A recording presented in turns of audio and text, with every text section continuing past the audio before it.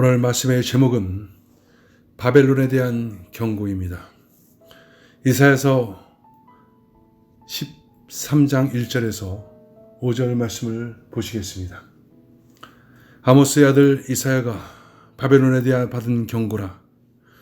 너희는 민둥산 위에 기치를 세우고 소리를 높여 그들을 부르며 손을 흔들어 그들을 존귀한 자의 문에 들어가게 하라.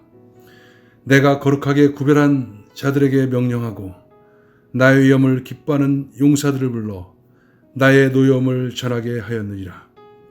산에서 무리의 소리가 나며 많은 백성의 소리 같으니 곧 열국 민족이 함께 모여 떠드는 소리라. 만군의 여호와께서 싸움을 위하여 군대를 검열하심이로다. 무리가 먼 나라에서 하늘 끝에서 왔으며 곧 여호와와 그의 진노의 병기라. 온 땅을 멸하려 함이로다. 아멘. 이사야는 1장부터 12장까지 남한국 유다의 범죄와 하나님의 심판과 남은 자의 구원에 대해서 예언을 했습니다. 그리고 13장부터 23장까지는 바벨론을 시작으로 남한국 유다를 둘러싸고 있는 10나라에 대한 예언이 나옵니다. 10나라 중에 바벨론의 심판이 가장 먼저 나옵니다. 본문에는 하나님께서 바벨론을 멸망시키기 위해서 군대를 소집하는 장면이 나오고 메대와 바사 연합군이 결성될 것이 암시됩니다. 그런데 이 일은 실제로 100년에서 150년 뒤에 일어나게 되는데 이사야는 이 일을 예언하고 있는 것입니다. 그 다음 부분에는 바벨론의 멸망의 날이 놀랍도록 슬프고 잔인할 것임을 예언하고 마지막 부분에서는 이런 심판과 멸망의 결과로 참담해진 모습이 예언됩니다. 실제로 바벨론의 멸망은 이사야의 예언으로부터 100에서 150년 후인 BC 539년에 메대와 바사의 연합군에 의해서 이루어집니다. 예언을 할 당시에는 바벨론은 티그리스 강과 유브라테스 강 사이에 위치한 아주 작은 약소국이었을 뿐입니다. 이들 또한 아수르의 지배하에 있었기 때문에 세력은 미비했습니다. 그리고 이 바벨론을 망하게 할 메대와 바사는 아직 존재조차도 성립되지 않은 상태였습니다. 그런데 이 바벨론이 당시의 패권국인 아수르를 멸망시킬 것이고 근동의 패권 국가가 되었다가 메대와 바사의 연합군에 의해서 멸망하게 될 것을 내다보았던 것입니다. 그뿐 아니라 남한국 유다가 멸망하게 될 것이요 또한 포로로 잡혀갔던 자들이 돌아오는 사건이 벌어질 것을 예언합니다. 놀라운 예언입니다. 이 예언을 통해 하나님께서는 과연 이 역사의 주인이시며 모든 권세와 나라를 친히 주관하시고 계신다는 사실을 분명히 확인하게 합니다.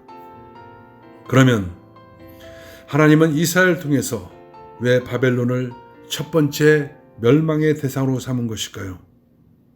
그것은 바벨론이 갖는 영적인 의미를 살펴보면 알 수가 있습니다. 요한계시록에서도 바벨론은 하나님 나라와 백성들의 대적자로 등장합니다. 바벨론은 교회를 탄압한 로마 제국을 일컫기도 하고 멸망당할 사탄과 사단의 왕국과 우상 숭배와 배교하는 무리들을 상징하기도 합니다.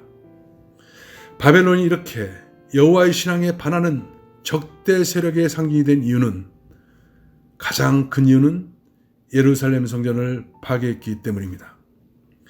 예루살렘 성전 파괴의 의미는 임마누엘의 완성을 위한 계획을 파괴한 것입니다.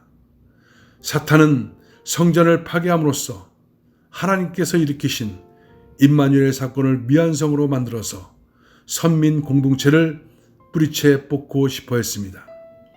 이러한 사단의 의도가 궁극적으로 성공하지는 못했지만 가장 강력하고 뚜렷하게 표현된 사건이 바로 바벨론의 성전 파괴였던 것입니다.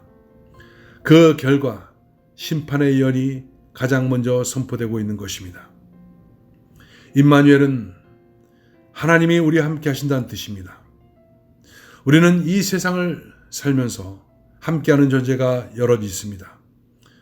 배우자, 자녀, 부모 또는 직장 동료, 또 사람뿐 아니라 상등도 함께하는 것이라고 할 수 있습니다. 사건도 함께할 수가 있습니다. 그런데 이방인과 선민의 차이가 뭐냐? 선민의 삶에서는 함께하는 존재가 한 분 더 있습니다. 모든 존재들 위해 창조주이며 역사의 주관자이신 여호와 하나님이 계십니다. 그렇기 때문에 하나님의 택한 백성의 우선적 과제는 하나님께서 나와 함께 하심에 응답해서 나도 함께 하겠다고 여기는 것, 이것이 우선적 과제가 되는 것입니다.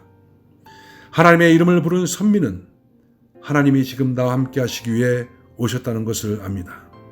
그렇기 때문에 우리가 이 세상에서 성공하고 형통하는 것보다 바로 내게 오신 하나님께 응답해서 나 역시 하나님과 함께하는 것, 이것이 우선적 과제가 되어야 합니다. 이것을 위해서 하나님께서는 선민들에게 예루살렘 성전을 허락하신 것입니다.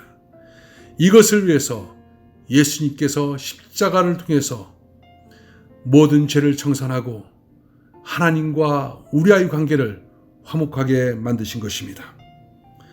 여러분, 이것이 신앙의 본질입니다. 임마누엘이 뜻한 대로 하나님께서는 사람들과 함께 하시고자 오셨습니다. 하나님과 함께하는 것, 하나님과 인격적 교제를 하는 것, 하나님과 친밀감을 누린 것, 이 일보다 우선되는 것은 없습니다. 이것이 세상 사랑으로 말미암아 파괴될 때 바벨론과 같이 임마누엘을 파괴하는 행위가 되는 것입니다. 만일 우리가 하나님보다 세상을 우선시하여 체감하는 상태라면 우리 안에도 바벨론의 유전자가 있는 것입니다.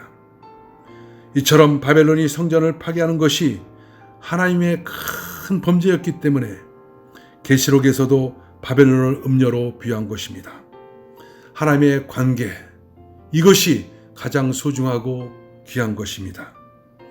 오늘 바벨론의 행위와 성전 파괴를 보면서 임마누엘의 신앙, 이것이 얼마나 중요한지를 다시 한번 생각해 보게 됩니다. 기도하겠습니다. 하나님, 십자가를 통해서 예수 그리스도를 통해서 바로 하나님과 화목하게 하시고 함께하는 놀라운 은혜, 그 축복 가운데 우리가 거하게 하심을 감사합니다.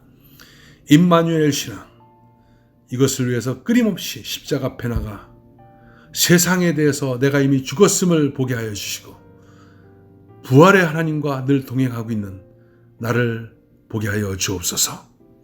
감사합니다. 예수님의 이름으로 기도합나이다. 아멘.